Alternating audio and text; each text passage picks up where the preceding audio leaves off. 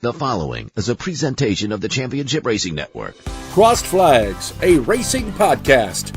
It's your midweek fix for racing news and information. Brought to you by the Championship Racing Network.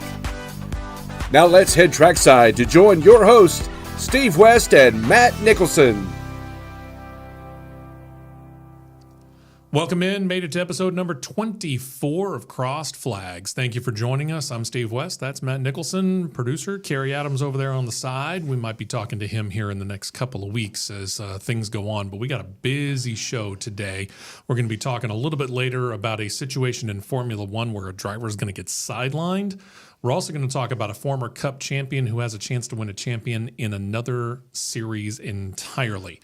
Plus, we're about to make our predictions when it comes to the Cup Series, because the playoffs are about to begin. And that brings us to subject number one. Welcome in. We appreciate you joining us. Don't forget, download, subscribe. You can do that right below here on Jock's YouTube. Subscribe to it if you're listening to the podcast. We do appreciate it on the website. So here's the deal. Last, 2-3 weeks, we've seen a wannabe party crasher who had the victory pulled away from him by NASCAR because of overtly aggressive driving. Obviously, we're talking about Austin Dillon. And then another couple of party crashers decided to follow suit. Harrison Burton turns around and he grabs the win at Daytona, which, again, congratulations to the Wood brothers. Win number 100 for them as an organization and win number 1 for Harrison Burton, which should help him in his search for a ride next year because he's out of the 21 car at the end of this year. And then this guy that we're about to show you a picture of, Chase Briscoe, suddenly jumped up and decided, you know what? I like Darlington. Placed 5th there in the spring. Let's say we go win this thing. And all of a sudden, several big names like Chris Buescher, who won 3 races last year, Kyle Busch, they're on the outside looking in. Ross Chastain's out. Exactly. I don't know. What do you think about that guy? It's an interesting move because this is a team, well, let's face it, this is a team that isn't exactly the most rock solid on the planet anymore. No, they're not. It's what you call the ultimate version of a lame duck team. Yeah, absolutely. Stewart-Haas Racing, in case you missed the news from earlier on this year, will be no more at the end of the year. Tony Stewart has decided he's done for whatever reason with Gene Haas and or NASCAR. We're thinking it's a combination of the two. Truth be told. Probably. At some point in time, we may find out the whole story, but at this point in time, we're only going on speculation. But either way, Tony Stewart's out. Next year, what is Stewart-Haas Racing becomes the Haas factory team, dropping all the way down from 4 Cup Series cars to, at least the plan seems to be, 1 Cup Series car and the 2 Xfinity Series cars. And then this guy goes out and wins the regular season finale and puts himself into the playoffs. Pretty sure there's a text message somewhere that said, watch Chase Briscoe win this whole thing. There was. He said it. And he was right. And if you had been watching this race from the drop of the green flag all the way to when the checkered flag was flown, you understand why exactly he was saying that. Because he was at or near the front all afternoon, evening, and night long. He was. And I don't know where that was. Because really, if you look at the entirety of Stewart-Haas Racing, all 4 drivers for a long period of time were in the top 20. Where's that performance been all year long? I don't know where it's been, but when you go back and look at it, Briscoe's 2 best performances at Darlington with 2 wins, he's dueled Kyle Busch to both wins at the end, Xfinity and Cup. But it's one of those tracks to where it suits his driving style coming from a dirt background. It gets hot and slick, and you have to wheel the car, counter steer the car, do whatever you need to do to get it to drive right. And he's one of the very few that can accomplish that, along with Larson and Reddick. Yeah. Those are the 3 top ones. And when you consider the fact that he had to do one whale of a move, because there are certain tracks like Talladega, if they go 4 wide, we're not surprised. If they go 5 wide at certain parts of the track, we're not surprised at Talladega. If you go 2 wide at Darlington, you start to sit up and take notice. And if somebody tries to take it 3 wide, you're really on the edge of your seat if you're not standing up, because you're expecting massive calamity. Got to give Chase a lot of credit for taking that car 3 wide and grabbing the lead from Kyle Larson because, I mean, let's face it, Kyle Larson's one of the best that there is. Oh, yeah. And I don't care what series you're talking about. So for him to be able to make that move and make it stick, congratulations to Chase Briscoe, well earned. And in videos yesterday, they grabbed the whole entirety of Stewart-Haas Racing together, and Chase addressed them. And he said, you know what? This is a team that is capable of doing something that we saw back in 2011. You think about 2011. His mentor, the guy whose car number he's driving, remember, Chase is in the 14. Tony Stewart, in 2011, made the Cup Series playoffs that year without getting a win in the regular season. And then all of a sudden, out of the clear blue sky, Tony Stewart reels off 5 wins in 10 races. Chase Briscoe says that he feels like this team is capable of doing that. Now, that's a great pep talk. So far, over the last, year and a half, 2 years, give or take, that's not something that we've necessarily seen. But at the same time, now that this team knows, hey, we've got a guy that's in the playoffs, and this is no disrespect to Josh Berry, no disrespect to Noah Gragson, no disrespect to Ryan Preece. Sure. But you can't tell me that the entirety of Stewart-Haas Racing on the Cup side of that garage isn't going to be working to do everything they can to get him moving ahead. Absolutely. I would not be the least little bit shocked if you see somebody with the caliber of Rodney Childers linking up with Richard Boswell, working on that car together, to where you got that scenario of a 2011-esque performance.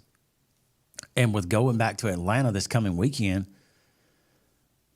that car was arguably, in my opinion, until he got over-aggressive and made a mistake, he was arguably the strongest car that could pass at will and go to the front at will out of the entire field. Yeah, he was very, very comfortable racing in Atlanta in the spring. Very. So, yeah, it'll be interesting to see how this goes. And remember, this is kind of an odd first round as well, because we had the Olympics break, the 2 weeks that we were off there, and that caused, as we noted, Darlington to be the last race of the regular season as opposed to Daytona. And then that means in the playoffs, we go Atlanta, Watkins Glen. We're putting an actual road course into the playoffs for the first time ever. And then we go to Bristol. Does this play to Chase Briscoe's strength? He seems to feel like this line of these next 10 tracks that we're going to really kind of play to his strengths. And that's a good thing for him because it helps his confidence. In round one, I'm going to say 2 of the 3 do. 2 of the 3. Atlanta and Watkins Glen? Atlanta and Bristol. You go Bristol. Okay. All right. He's fair at road courses, but he's not spectacular. I don't really think anybody that's on the preliminary entry list for next week, outside of who's going to be sitting in the 16 car, I don't think anybody is defined as spectacular on a road course. You're fair to okay, because you can have any given day can be like like a yo-yo. Sure. Up and down, up and down. Yeah, if you don't love road and street course racing, Watkins Glen can be a real tricky place. Yeah, and if Gisbergen's not the odds-on favorite next week, I will be shocked. Absolutely. All right, so that brings us to this is the last guy into the playoffs because, again, they set the Cup Series playoffs at that point in time. So let's take a look, shall we, at the 16 drivers who are in the Cup Series playoffs here. You're looking already at the bottom here. Martin Truex Jr., former champion. Yep. Kind of a lame duck. I mean, let's face it, he's at the end of the year. He's exiting the 19 car. The guy that we've just been talking about, Chase Briscoe, is going to take it over next year. Ty Gibbs is in there. He is a playoff rookie. This is his first time in only a second year, so congratulations to him. He just missed out on it last year. We talked about Harrison Burton just a moment ago. He got in with the win at Daytona, but this is also his first time in the playoffs. And then Chase Briscoe. All those 4 are underneath the cut line to begin with. Kyle Larson's your obvious leader. He's the 1 seed. Tyler Reddick, who is your regular season champion, pick that up despite the fact that he was racing at Darlington with a stomach virus? I can't imagine that. I have, just to elaborate on that, I've raced with the actual flu, and that's Massive respect. Massive respect to do that, just because I know what it feels like to be under the weather, behind the wheel, trying to hustle a car around the racetrack. For that race of mine was 75 laps versus 367. Huge difference. But it takes you-know-what to do that. Mm-hmm. And with a stomach virus, he said he had. And he said he felt like pretty much throughout the course of the evening he was ready to toss his cookies at any time. Yeah. So he's your regular season champion, the one seed, 3 seed there. All right, so here we go. We have done, for many, many years now, we've done our predictions as to the Cup Series playoffs. And we usually do it by who's going out in the round of 16 to the round of 12, who are going to be the 4 left to the side, who are going to be the 4 left to the side when they go to the round of 8, who are going to be the 4 left to side when we finally get to the final 4 at Phoenix, and then we'll choose our champion. First 4 out for you. First 4 out is going to be 21. Harrison Burton. The 2. Oh, going Austin Cindric off the bat. Okay. The 99. Daniel Suarez. And I'm going to say, from the fact of an accident, he getting caught up in somebody else's mess, I'm going to say the 14 leaves in round 1. Chase Briscoe. You and I are not too terribly far off when it comes to that. The first 4 that I've got out, and I hate to say it, but just because it's a long way to fly, Martin Truex Jr. is out in round 1. I also think that the 21, just because, I get it, Daytona. Congratulations on the win, but what else have you shown all year long? So the 21 car, I think, goes by the wayside real quick. I'm with you on Daniel Suarez. Daniel Suarez, yes, he got the win at Atlanta. He's going to need to repeat that in order, in my mind, to be able to make it on to round number 2. And then, I unfortunately believe that Chase Briscoe probably will not move on, even though, yes, like you noted, a couple of these tracks do tend to lead to his strength. But when you look at the situation that we're dealing with here, things are pretty close from about the 7 seed on to the 16 seed. The points get pretty tight. Mm-hmm. But you're looking at a team, not only the 14, but Stewart-Haas Racing as a whole, that has not shown the consistency that they need to tell me that he can go from Darlington and that's going to launch him into doing what they said. Would I love it? And what shirt am I wearing? Would I love to see it? Absolutely. Am I confident in it? No. I'll be at Atlanta on Sunday. I'm going to go to the race with a couple of friends, and we're going to go check it out. And I hope to be there in person and celebrate the fact that he could move on to round 2, just to take off the media hat and put on the fan hat. But am I convinced? The media hat side says, no, I'm not. All right, so with them out, who's your second 4 out? Going out in round 2. 19's exiting. Okay, so you and I both now have Truex out. I'm going to have the 6 car exiting in round 2. Got Keselowski going out. Okay. Here's where it gets tough. It does start to get where some people are going to go, really? You chose them? I'm going to say Ty Gibbs leaves in round 2. Okay. And Joey Logano. All right. We're again pretty close here. You had Austin Cindric going out in round 1. I've got him going out this round. I think he can survive the first round. I think. But I think he'll go out in round 2. I also say Ty Gibbs is going out. And it's not because of a lack of performance. It's just because when you look at who's ahead of him at this point in time, not really sure he's going to best them all. Just don't see it. Right. I've got Brad Keselowski also going out in this round. And I actually And I thought about this long and hard, but when I look at the performance over the course of the year, I just don't see it out of the 12 car. I've got Ryan Blaney, the defending Cup champion, going out in the round of 12. Mm-hmm. So that brings us to the round of 8. 8 drivers left. 4 have to go after we get done at Martinsville. Who are the 4 that are no longer competing in your mind for the title? Alex Bowman. Mm-hmm. Ryan Blaney.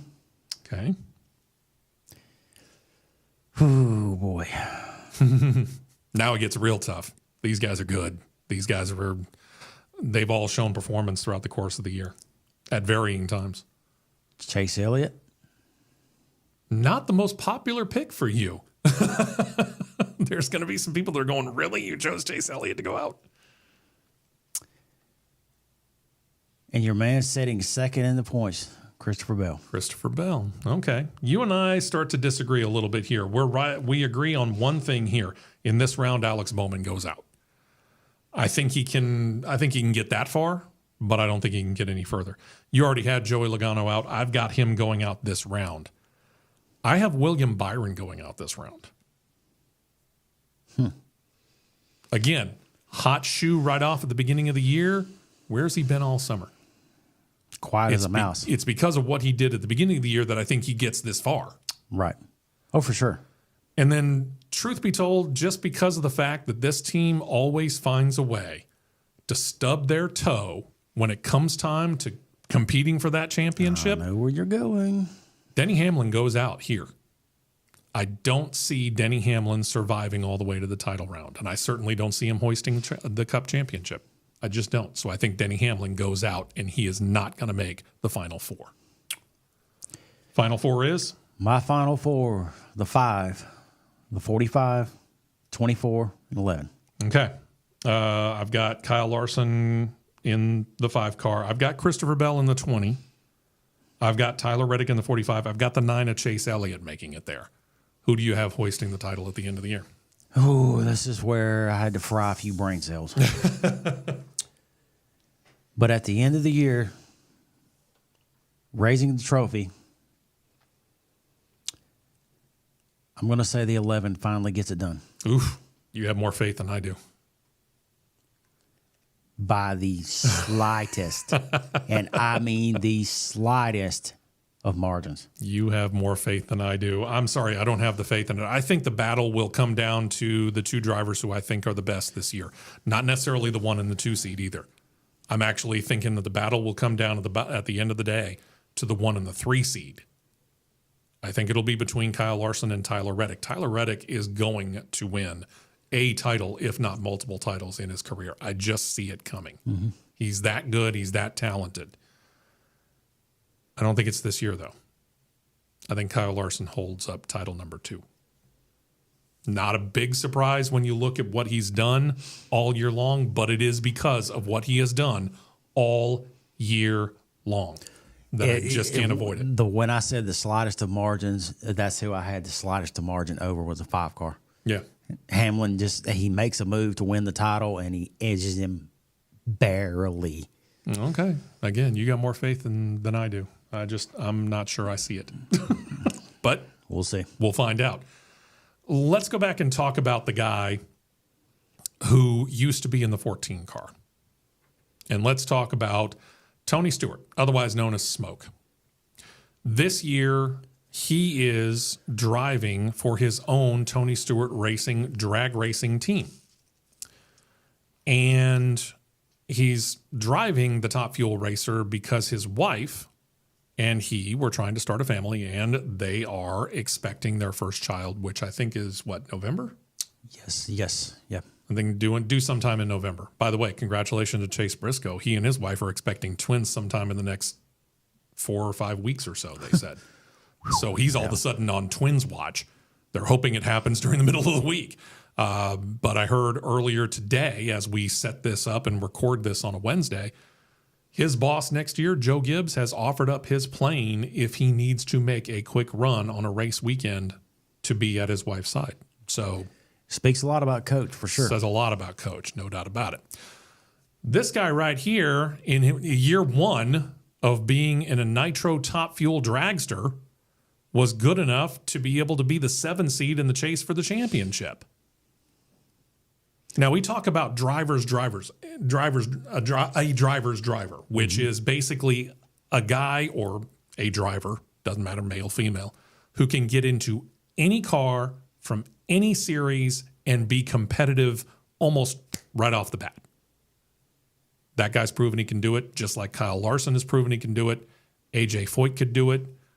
Not a whole lot of other drivers could turn around and say, you know what? Put me in the top level of the NHRA and watch me go run for a title. Now, do I honestly think that Tony Stewart's going to be able to win the title this year? No. Let me put this disclaimer on this. And I mean this in every sense of the word. When he starts peaking at a certain point of his season and he's not falling off, he's steadily climbing. People may disagree with me, but that can be one of the most dangerous individuals behind the wheel of a motorsports vehicle competing for a championship. Yeah. And he is peaking at the correct time. Yeah. After the break, guess what? He's went, just like this. His reaction times have consistently gotten better and better to the point where he is just about every time I look at a reaction time for Tony Stewart, and I don't study them by any stretch, but it seems like every time I see a Tony Stewart reaction time, it's under 0.05.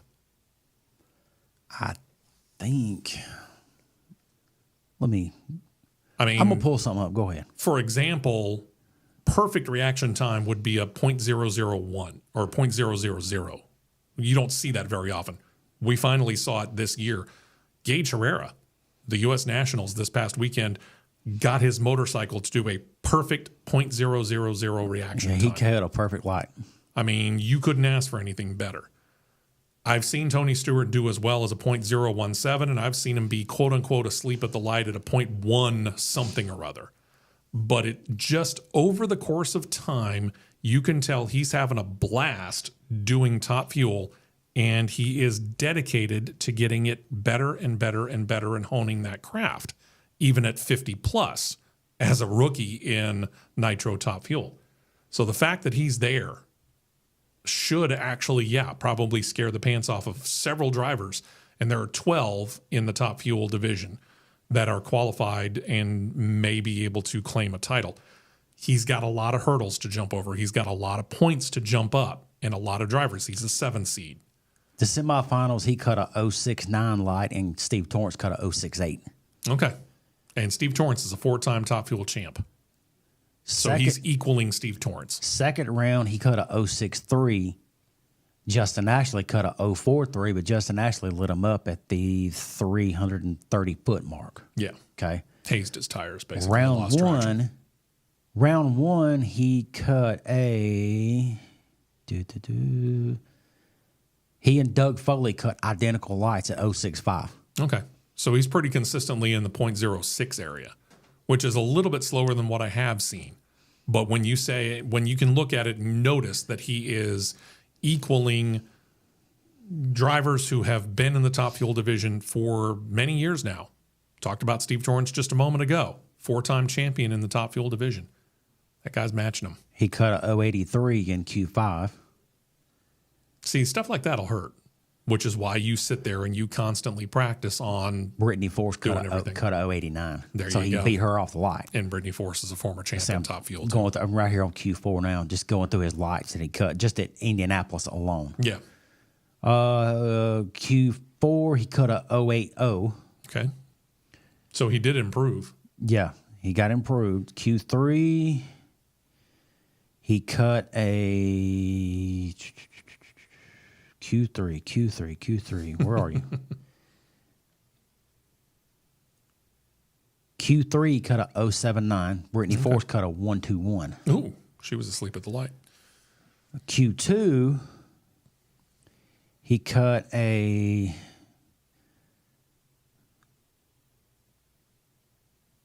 070. Okay. Dan Mercier cut a 029. Ooh. Wow. And that'll he do it. still beat him to the line of 370 to 378. Showing some power. Definitely. And then to remind you that Doug Coletta missed the field, and he's a points leader. Yeah. So Q1, he cut a... where are you? Mm-hmm. I forgot there was like 20 drivers. Here we go. well, of course. Q1, he cut a 0.80 against Tony Schumacher's 0.77. So he's right there to everyone. Yeah. With some of the best that are out there. So could he get hot? Witness our reference of 2011 and win 5 races in 10 in the playoffs like he did in 2011. In this case, could he go out there and get a couple of event wins here and put himself in there? Yeah, it's possible. Again, I'm not really seeing what I need during the actual finals. But you know what? Again, once you get hot, who knows? 7 seed, a lot of points behind, and you got 6 drivers to jump over. It's a big ask. It's a big ask. But the fact that he made it in his first year, we had to note it right here on the show. Yep. And that brings us to one more note here, and we're kind of going through this whole thing with a whole lot of Stewart Haas kind of undertone to it. In this case, we went from Tony Stewart to talking about Gene Haas's other little ventures called Haas F1, the Formula One team. This is turn 4 in Italy at Monza. And what we're showing here, don't worry about this car. We're not worried about the car that's in front. We're worried about the 2 that are side by side. Kevin Magnussen from Haas F1, Pierre Gasly from Alpine. This, I think, is just after they made contact, if I'm missing my guess. Had to be. Those 2 made some slight wheel-to-wheel contact. Let me repeat the phrase. They made slight wheel-to-wheel contact. Neither one of them spun out. Neither one of them wrecked. Both continued on. Kevin Magnussen finished the race in 10th. Pierre Gasly finished out of the points, somewhere, 12th, 13th, somewhere I think in so, there. yeah. Because they touched wheels, because they touched tires, race stewards for the Italian Grand Prix docked Kevin Magnussen 10 seconds, a penalty he served in race. Still finished 10th. Afterward, they assessed him 2 points to his F1 Super License.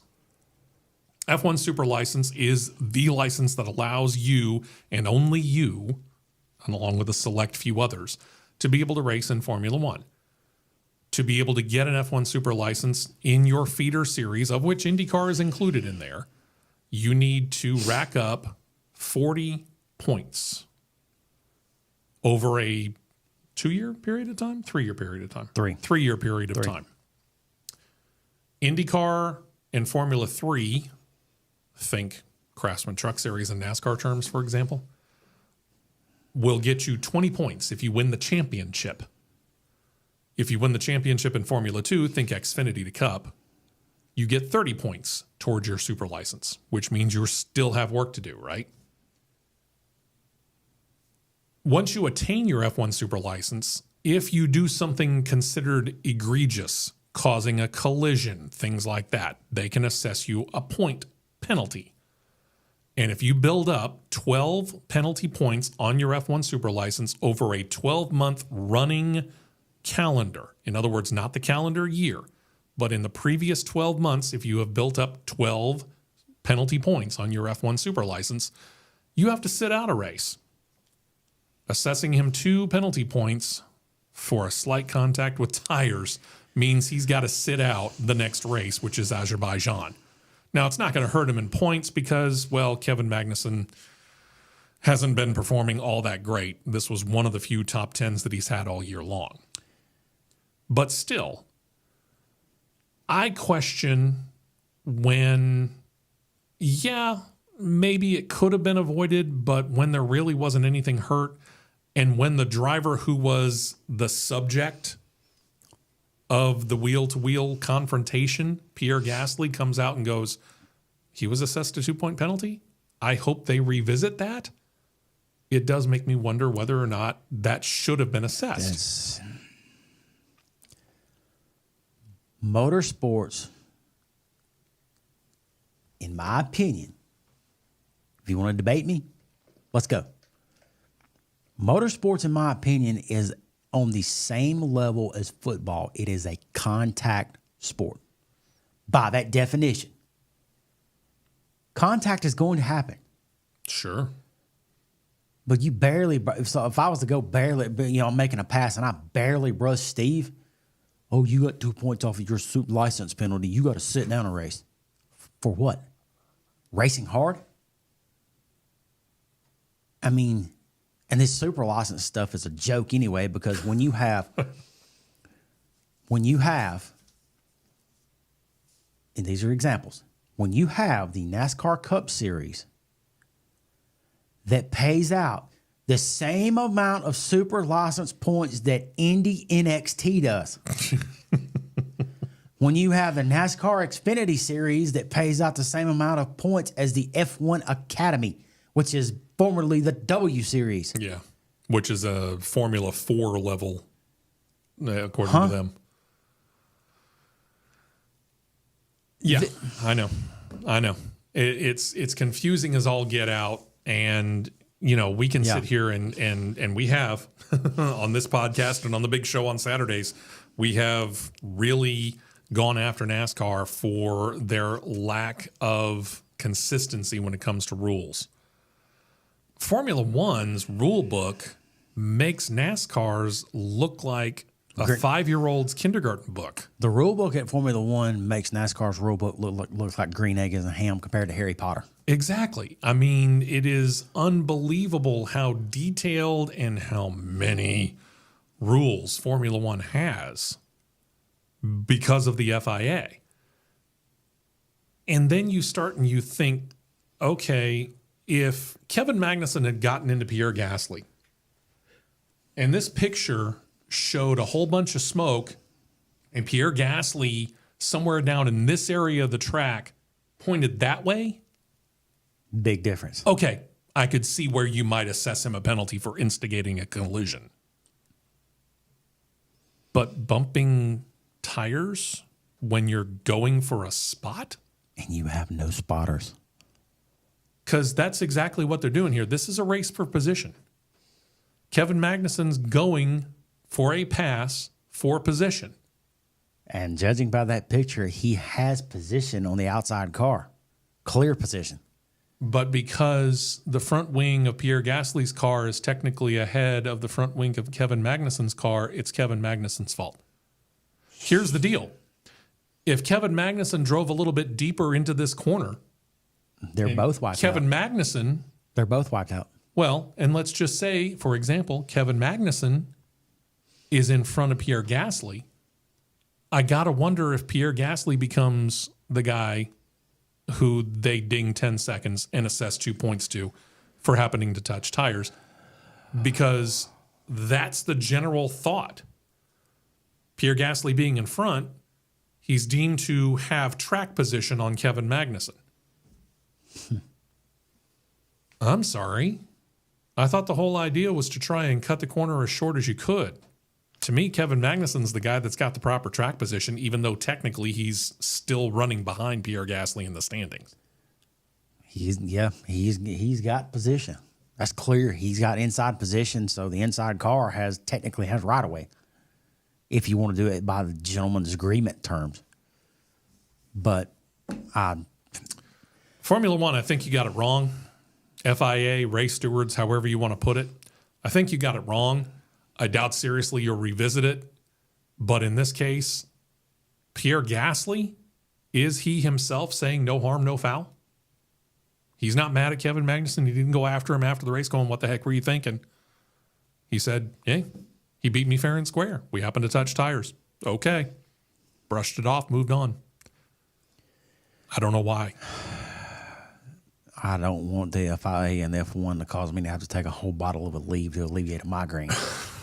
because this sanctioning body gives me a migraine every time they do something, make a stupid call. Yeah. Just like this. So that leaves Haas F1 trying to find an alternate driver. Word is that they're talking to Ferrari, who is the team that they have that get their engines from and about 50% of their car from, truth be told, about reserve driver. And the number one reserve driver for both Ferrari and Haas F1 happens to be Oliver Behrman.